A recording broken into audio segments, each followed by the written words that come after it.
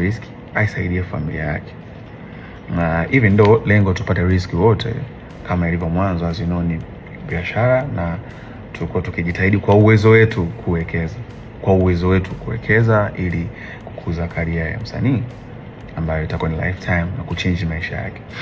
So far tumshukuru Mungu kwa support yetu, tumeweza kufanikisha kuwaletea superstars kadhaa, ikiwemo Chinga, kina Angela, Kili Chidi, walikuwa kina Country Boy, na wao wote waliondoka hakuja kuwa na matatizo yote, na wote wana own master zao, na yeah, for good and for peace.